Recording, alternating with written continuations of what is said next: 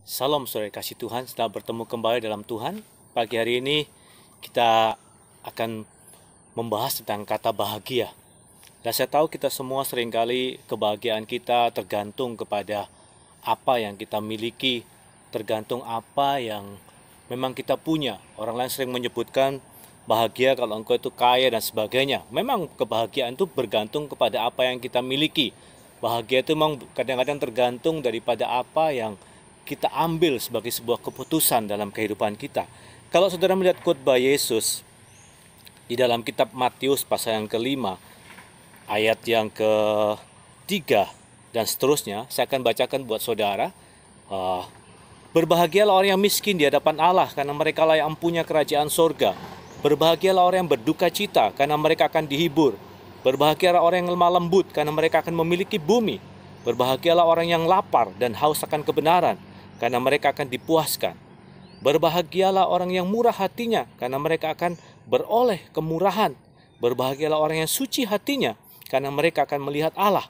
Berbahagialah orang yang membawa damai, karena mereka akan disebut anak-anak Allah. Berbahagialah orang yang dianiaya oleh sebab kebenaran, karena mereka lah yang punya kerajaan sorga. Berbahagialah kamu jika karena aku kamu dicela dan dianiaya, dan kepadamu difitnahkan segala yang jahat. Bersukacitalah dan bergembiralah, karena upahmu besar di sorga. Sebab demikian jugalah telah dianiaya nabi-nabi yang sebelum kamu. Sudah perhatikan kata berbahagia ini diucapkan oleh Yesus. Bagi beberapa orang yang belum mengerti bahwa hidupnya adalah berada dalam posisi bahagia, atau dalam pengertian yang lain, dalam bahasa yang lain adalah diberkati. Nah saudara, Tuhan Yesus berkhotbah di sana, dia menyampaikan sesuatu, lalu bagi orang yang tidak mengerti bahwa apa yang dilakukannya adalah berada dalam berkat, mereka akan sadar, oh ternyata kalau aku melakukan hal-hal seperti ini, aku tuh berada dalam posisi berkat. Berarti aku harus melakukan seperti yang Yesus lakukan. Bukan lagi mengejar sesuatu yang bersifat fana, tapi mengejar sesuatu bukan cuma fana saja, tapi bersifat sebuah hal yang berkenan di hadapan Tuhan, yang mendatangkan berkat bagi kehidupan. Tapi bagi orang yang sudah mengerti bahwa mereka lurus tetap jalan di hadapan Tuhan, dan hidupnya tetap mengikuti kebenaran firman Tuhan, mereka semakin diteguhkan. Ternyata apa yang kuperbuat selama ini, itu betul-betul Tuhan memperhitungkan, dan Tuhan berkenan kepadaku. Nah saudara, ketika kita mengerti tentang kebenaran ini, tentu saja kita menjadi pribadi yang semakin dikuatkan. Karena selama ini mungkin tindakan kita, iman dan pengharapan kita, mungkin tidak ada orang yang menghargai. Mungkin orang justru mencela kita. Tindakan-tindakan kita yang kita lakukan di dalam Tuhan, mungkin seolah-olah tidak menghasilkan sesuatu dalam kehidupan kita secara finansial atau secara ekonomi. Tetapi saudara harus mengerti bahwa saudara adalah orang-orang yang diberkati Tuhan. Saya memberikan gambaran tentang ketika Tuhan memisahkan antara orang-orang yang benar dan tidak, yaitu dia memisahkan seperti memisahkan satu golongan, di sebelah kiri adalah kambing, yang sebelah kanan adalah domba. Lalu Tuhan mengatakan bahwa kamu di sebelah kananku, marilah kemari, diberkatilah orang, diberkatilah kamu, istilahnya gitulah. Lalu orang yang di sebelah kanan itu juga nggak mengerti, kenapa aku kok berada dalam posisi kanan, dan Tuhan bisa mengatakan kepadaku bahwa aku adalah orang yang diberkati. Dia mengungkapkan bahwa selama ini apa yang kamu lakukan yang tidak kamu ketahui, yang tidak kamu sadari, tapi itu merupakan habit atau kebiasaan kamu, itu merupakan sebuah keputusan sikap kamu, itu merupakan sebuah tindakan yang kamu lakukan karena kamu mengenal kebenaran dan takut akan aku itu memperhitungkannya. Apapun yang kamu lakukan untuk saudaraku yang paling hina ini, kamu melakukannya untuk aku. Dia baru sadar, ternyata selama ini aku tuh berada dalam posisi berkat. Walaupun aku tidak sekaya si A dan si B dan sebagainya, tapi aku mengikuti Tuhan dan aku bertindak sesuai dengan kebenaran firman Tuhan. Ternyata Tuhan melihat, dan Tuhan mengatakan aku berada dalam posisi yang diberkati. Sebaiknya di sebelah kiri dia berkata, kenapa aku berada di sebelah kiri? Kenapa Tuhan gak berkenan kepadaku? Kamu tahu gak? Kamu itu tidak melakukan untuk saudaraku yang paling hina. Jadi saudara, dalam kehidupan kita, seringkali saudara mencari-cari alasan, aku tidak bisa berbahagia. Tapi Alkitab mengatakan, kamu yang berada dalam sebuah kebenaran, kamu yang hidup mengikuti kebenaranku, kamu yang hidup mengikuti jalan-jalanku, sebenarnya kamu itu orang yang berbahagia. Bahkan kamu miskin dan haus dan lapar akan Tuhan, walaupun kamu belum menerima, doa-doa belum dijawab, kamu itu berbahagia. Kamu yang lemah lembut, kamu berbahagia. Kamu yang murah hati, kamu berbahagia. Apalagi yang murah hati, Mazmur menyingkapkan, kalau kamu suka menolong orang, suatu saat kamu ketika dalam kesulitan, orang akan menolong kamu. Kamu yang dianiaya oleh sebab kebenaran, kamu berbahagia. Nah saudara, berbahagia itu diberkati. Kalau dalam arti katanya makarios, saudara ya, saya pronunciation-nya betul apa? Nah, saudara, itu dikatakan beruntung, diberkati, kaya, bahagia. Kalau dalam perjanjian lama seringkali diberkati memberikan kata barak. Nah, saudara, itu berarti di mana sikap, di mana Tuhan memberkati, Tuhan memuji, Tuhan mengucapkan selamat kepada Anda karena Anda bertindak dengan benar, mengikuti Dia, karena Anda berjalan lurus walaupun keadaan mungkin tidak mendukung Anda. Tuhan seolah-olah berterima kasih karena saudara sedang berpihak kepadanya. Saudara telah mengambil keputusan untuk mengikuti Dia walaupun keadaan tidak mendukung saudara, tapi saudara berdiri dalam kebenaran. Bahkan Tuhan memberikan penghormatan. Tuhan salut dengan Anda. Tuhan memberikan penghormatan kepada Anda. Ada sebuah kalimat yang paling saya sukai ketika dalam cerita kitab Ayub, di mana ada anak-anak Tuhan dan juga iblis datang. Lalu Tuhan memberikan komentar kepada iblis tentang Ayub. Kamu lihat nggak hambaku Ayub? Tidak ada orang sesalah itu.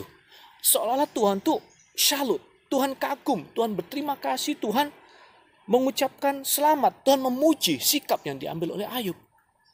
Itulah keadaan yang terjadi kepada Anda dan saya jikalau kita mengikuti kebenaran firman Tuhan. Jikalau Anda berdiri dalam sisi Tuhan, Tuhan itu mengucapkan selamat. Selamat.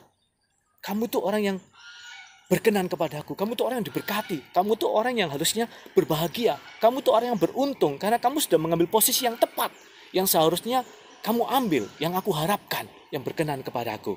Nah saudara, tentu saudara akan bersuka cita tentang hal ini. Bayangkan yang lakukan itu adalah Tuhan. Kalau Tuhan ada berdiri di depan muka gini, dan berkata, selamat ya, kamu tuh beruntung, kamu tuh hebat, kamu tuh luar biasa, aku berkenan kepadamu. Seperti Tuhan Yesus saat memuji imannya orang perwira Kapernaum. Seperti Tuhan Yesus yang memuji sikap-sikapnya orang lain yang punya iman, saudaraku ya. Dia berkata, imanmu, aku suka sekali dengan orang-orang seperti itu. Kamu tuh orang yang diberkati oleh Tuhan.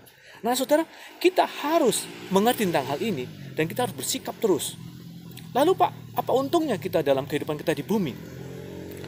Kitab Mazmur pasal 1 ayat 1 dan selanjutnya dia berkata, berbahagialah orang yang kesukaannya adalah firman Tuhan, yang merenungkannya siang dan malam. Lalu dikatakan, dia seperti pohon yang ditanam di tepi aliran air yang menghasilkan buahnya pada waktunya, pada musimnya. Ketika kita menghadapi sebuah persoalan, kita tetap merenungkan firman Tuhan dan takut akan Tuhan. Kita dikatakan orang yang berbahagia. Walaupun pada saat itu saudara tidak melihat hasilnya. Tetapi pengalaman dari orang-orang tokoh yang beriman, pengalaman seperti Daud, bahkan Tuhan sendiri yang mengatakannya dan meneguhkannya sebagai kebenaran firman Tuhan. Yang berkata, engkau walaupun saat ini tidak melihat, tapi kalau engkau itu berdiri dalam kebenaran, engkau suka dekat dengan aku, engkau suka merenungkan firman aku, kamu tahu nggak apa yang terjadi dengan kamu? Kamu itu adalah orang yang diberkati. Loh, kenapa aku bisa berada dalam orang yang diberkati? Karena ketika kesulitan datang, kamu tetap akan menuai pada masanya. Kamu tetap menghasilkan buah pada masanya. Bahkan Yeremia pasal 17 ayat 5-8, kutuklah dan juga diberkatilah orang yang mengandalkan Tuhan. Dikatakan dia seperti pohon yang ditanam di tepi aliran air, tepi sungai. Berarti ya, dia menghasilkan buah pada musimnya, tidak mengalami datangnya panas terik dan tidak takut dengan hari-hari yang disebut kering atau kelaparan. Karena engkau berada dalam posisi diberkati. Jadi artinya posisi diberkati, engkau tidak sadar ketika engkau melakukan kebenaran firman Tuhan. Sampai ada ayat kita mengatakan, walau 1000 orang rebah di siriku, tapi itu tidak akan takut, tidak akan terjadi kepada kita. Engkau yang mengandalkan Tuhan dan berada dalam posisi pemujian daripada Tuhan, dalam perkenanan kepada Tuhan, kita akan melihat pertolongan Tuhan. Kita akan melihat bagaimana pemeliharaan Tuhan terjadi kepada kita. Kita berada dalam posisi berkat, karena ketika kelaparan pun terjadi, ketika kesulitan hidup terjadi, orang yang berada dalam posisi berkat dan perkenanan Tuhan, dia akan diloloskan dari situasi itu. Dan Mazmur mengatakan, kamu tuh orang yang berbahagia. Yesus mengatakan, kamu tuh orang yang berbahagia. Karena aku berkenan kepada kamu, dan tidak mungkin aku membiarkan kamu menghadapi sebuah kesulitan yang tidak bisa kamu tanggung. Karena aku berkenan kepadamu, maka aku akan menolong kamu, aku akan menyelamatkan kamu, aku akan meluputkan kamu dari mara bahaya dan kecelakaan, bahkan dari sakit penyakit dan kelemahan hidup. Kita dalam posisi yang beruntung kalau kita melakukan kebenaran firman Tuhan.